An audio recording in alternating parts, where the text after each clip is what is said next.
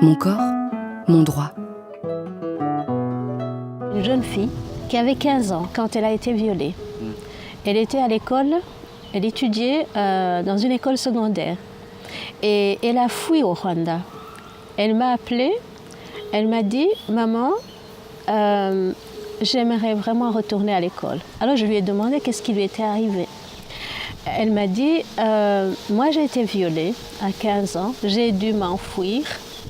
Et puis arrivée ici, je ne savais pas que j'étais enceinte. Et je me suis rendu compte que je portais un bébé du violeur.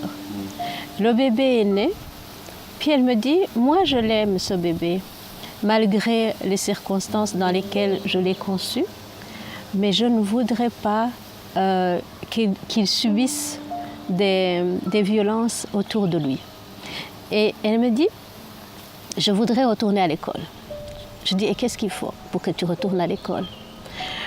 Elle me dit « Mon grand problème, c'est cet enfant. Parce que dans le camp où je suis, je n'ai personne pour garder cet enfant. Personne ne peut faire un babysitting pour cet enfant-là, pour que cette jeune fille retourne à l'école. Et donc elle est obligée de garder son enfant. Et cette jeune fille, elle était brillante à l'école. Et jusqu'à présent, elle n'est toujours pas retournée à l'école.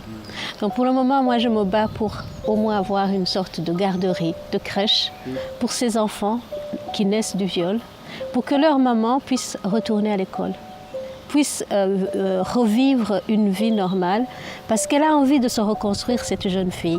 Donc elle est très positive. Il y en a d'autres qui ne sont plus positives du tout, qui ne voient que du noir, qui ne voient que l'avenir. Non, j'ai pas envie de m'engager encore dans une relation amoureuse, parce qu'ils voient un homme, un violeur. Et ils vivent ça au quotidien. L'homme, pour elle, c'est une machine, c'est une arme. Donc je ne veux plus m'approcher de cette arme-là.